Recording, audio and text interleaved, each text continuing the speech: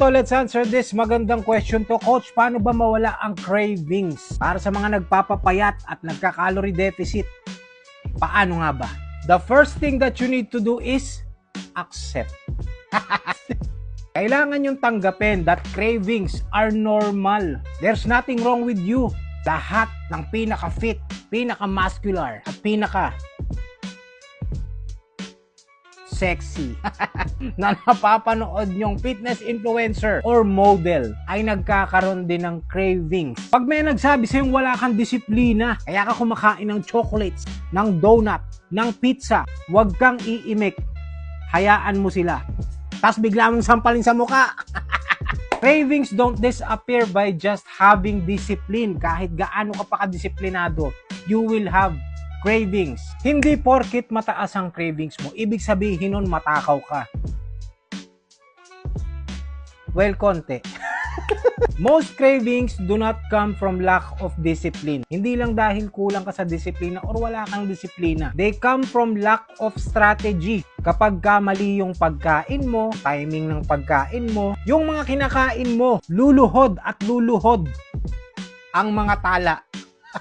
Luluhod ka sa cravings. Let me give you 4 reasons bakit mataas yung cravings mo. Number 1, you lack protein. So kung kulang ka sa protein or kulang sa protein yung diet mo, lagi kang makakaramdam ng gutom or ng cravings. It's because you're not satisfied with what you eat. Protein is considered one of the most satiating macronutrients. Protein stimulates release of hormone na nakakasuppress ng appetite. So the more protein you eat, the less cravings you will have. Number 2, masyadong mababa yung calories mo. So nagsisignal yung katawan mo or nag-a-alarm yan na ikaw ay gutom. Keep in mind, hindi alam ng cravings mo kung ano yung kinakain mo. Mapamatamis yan, maalat, mamantika, hindi niya alam yan.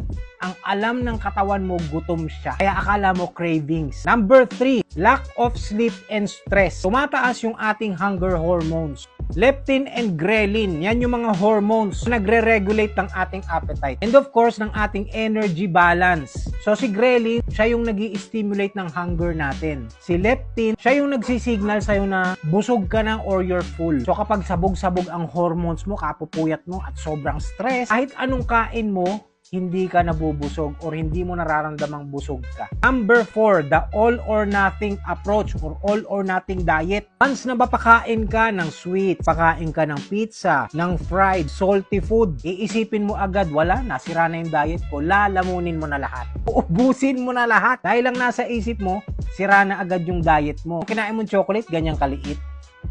There is no such food that will make you fat. Calories will make you fat. Ano bang mga solusyon na pwede mong gawin? Number 1, eat enough protein. Aim for at least 0.6 up to 2 grams per pound of your body weight. Number 2, avoid crash diet. Akala mo mapapabilis ka, so bababaan mo yung calories mo ng todo. Ang ending, gutom na gutom ka, akala mo cravings, gutom na gutom ang katawan mo, sinisignalan kang kumain. So gagawin mo is mukbang. So kung ikaw ay nagsisimula pa lang or hindi ka pa sanay sa calorie deficit or pagpapapayat, take it slow. Sanayin mo muna yung sarili mo on maintenance calories. Now, once naramdaman mong ready ka na at handa ka ng magpapayat, deduct 200 to 300 calories muna and slowly go from there. Number 3, manage your stress. Best way to manage your stress is sleep. So non-negotiable sleep from 7 hours or more. Uninterrupted sleep yan ha. Tuloy-tuloy na tulog. Baka mamaya every hour gumigising ka. Uy. Dapat tuloy-tuloy yan. Number 4.